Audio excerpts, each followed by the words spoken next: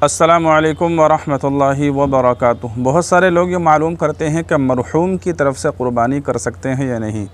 यानी मिसाल के तौर पर आपके वालिदैन का, आपके वालिद का, वालिदा का, इसी तरीके से आपकी बीवी का, आपकी बेटी का, या आपके दादा का या दादी का घर में इंतकाल हो गया 2-4 साल पहले या 1-2 साल पहले इंतकाल हो गया।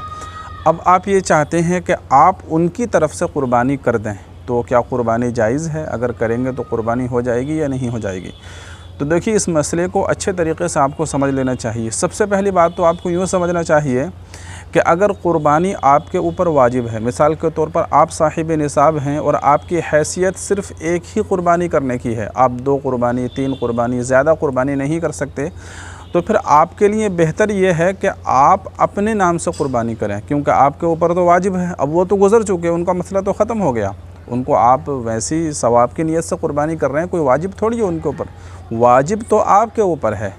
तो पहले आप अपने नाम से क़ुरबानी कीजिए, यानी आपके ऊपर वाजिब है तो आपको अपनी तरफ से क़ुरबानी अदा करनी होगी। पहले आप अपनी तरफ से क़ुरबानी अदा कीजिए। जब आपने अपनी क़ुरबानी कर ली, यानी आपने अपना एक हिस्सा कर लिया, फिर उसके बाद में अगर आप चाहें तो अपने मरहूम वालिद की तरफ से, वालिदा की तरफ से, दादा की तरफ से, दादी की तरफ से, अपनी बीवी की तरफ से, किसी की भी तरफ से आप क़ुरबानी कर सकते हैं। इसी तरीके से इसमें मसला ये है कि अगर आप मिसाल के तौर पर मान लो आपके घर के बहुत सारे लोगों का इंतकाल हो गया, आपके वालिद वालिदा दोनों का इंतकाल हो गया, आपके दादा दादी का भी इंतकाल हो गया, आपकी बीवी का भी इंतकाल हो गया, तो अगर आप चाहें तो एक एक हिस्सा सबकी तरफ से कर सकते हैं। यानी एक हिस्सा आपने वालिद के लिए ले लिया, एक हिस्सा आपने वालिदा के लिए ले लिया, एक हिस्सा आपने दादा दादी के लिए, एक बीवी के लिए, इस तरीके से भी आप कर सकते हैं। और अगर आप चाहें तो तमाम लोगों की तरफ से एक हिस्सा भी कर सकते हैं। मिसाल के तौर पर आपके घर में चारों का इंतकाल हो गया, वालिद वालिदा का, दादा दादी का, तो ये 4 लोग हो गए, तो चारों लोगों की तरफ से एक हिस्सा भी आप कर सकते हैं। इस तरीके से भी आप कर सकते हैं। इसलिए कि अल्लाह के रसूल अलैहिस्सलातु वस्सलाम 2 मेंढे ज़िबा किया करते थे, एक अपनी तरफ से और एक अपनी पूरी उम्मत की तरफ से। ठीक है।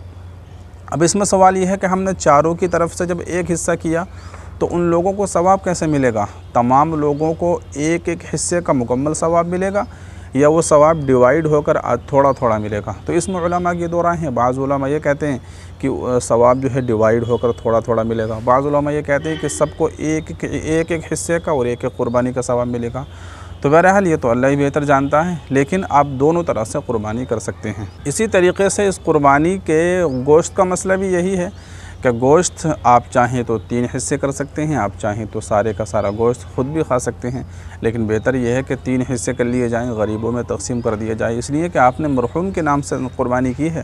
क़ुरबानी किस लिए की है? आपने सवाब हासिल करने के लिए। जब आप दूसरों को गोश्त देंगे, दूसरों के दिल को खुश करेंगे, तभी तो आपको ज़्यादा से ज़्यादा सवाब मिलेगा। तो बेहतर ये है कि इसका जो गोश्त है, अगर हो सके तो सारे का सारा ही गरीबों में, रिश्तेदारों में तकसीम कर दिया जाए। लेकिन अगर आप अपने लिए रोकना चाहें तो अपने लिए भी रोक सकते हैं। तो इसके अंदर ये मसला है, ख़ास तौर से ध्यान रखना चाहिए। बाज़ लोग गलती ये करते हैं कि क़ुरबानी तो उनके ऊपर वाजिब होती है, अपनी तरफ से नहीं करते हैं और अपने मरहूम वालिद वालिदा की तरफ से, दादा दादी की तरफ से कर देते हैं। तो सवाब तो उनको मिल जाएगा, लेकिन आपके ऊपर जो वाजिब थी, आपको क़ुरबानी के ना करने का गुनाह मिलेगा।